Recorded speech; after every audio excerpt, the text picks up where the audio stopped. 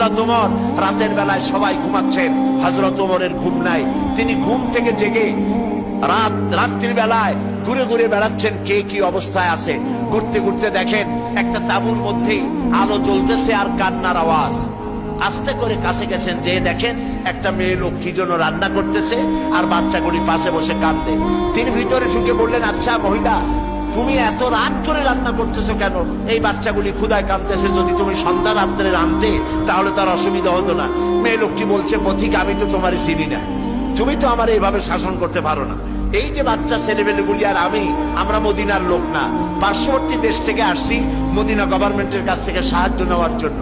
ভিড়ের কারণে খলিফার কাছে যাইতে পারি নাই। আমার ছেলেগুলি 2-3 দিন না খাওয়া, আর এই যে হাড়ি, ওর মধ্যে কোনো গোশত না, পানি আর পাথর দিয়ে নাড়াচাড়া করতেছি যাতে বাচ্চারা বোঝে যে গোশত রান্না করতেছি। বলেছি যে একটু অপেক্ষা করো, রান্না হইলে খাইতে পারবা। কিন্তু বাচ্চাগুলি এত ক্ষুধার্ত, কোন রকমেই তারা আমার কথা শুনতে চাচ্ছে না, কাঁদতেছে। হযরত ওমর বলেন, এটা শুনে আমার মনে হলো যে আমার পায়ের তলা থেকে মাটি খসে যাচ্ছে। হযরত ওমর বললেন, মা তুমি একটু অপেক্ষা করো, দেখি আমি তোমার কোনো উপকার করতে পারি কিনা। হযরত ওমর দৌড় দিলেন। ইতিহাস বলছি, গল্প না। হযরত ওমর বাড়িতে চলে গেলেন। বৃদ্ধ হযরত আসনামকে ডাকলেন, বললেন, আসনাম, বস্তা নিয়ে আসো, বাইতুল মালের দরজা খোলো, বস্তার ভিতরে আটা ঢুকাও, পেঁয়াজ ঢুকাও, তরি তরকারি ঢুকাও। ঢুকাবার পরে বললেন, বস্তা বন্দি করে দাও। বস্তা বান্ধা হলো। হযরত ওমর বলেন, আসনাম রে, এবার এই বস্তাটা আমার মাথার উপরে উঠায়া দাও।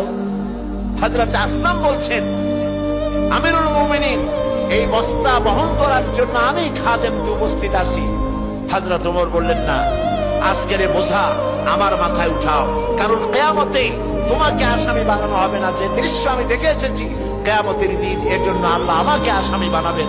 আমার বোঝা আমার মাথায় উঠাও। আটার বস্তা মাথায় নিয়ে হযরত ওমর দৌড়তে লাগলেন। অর্ধেকটা পৃথিবীর প্রেসিডেন্ট হযরত ওমর আটার বস্তা মাথায় নিয়ে দৌড়াচ্ছেন। তাঁবুর কাছে গিয়ে বস্তা ফালালেন। বস্তা খুলে আটা বের করে বললেন, মা রুটি বানাও। নিজে তরকারি কুটলেন, রান্না হয়ে গেল। তিনি বললেন, বাচ্চাদের আমি খাওয়াই, তুমি তোমার মতো খাও। 2 বাচ্চা 2 উরুতে নিয়ে হযরত ওমর বাচ্চাদেরকে রুটি খাওয়াচ্ছেন।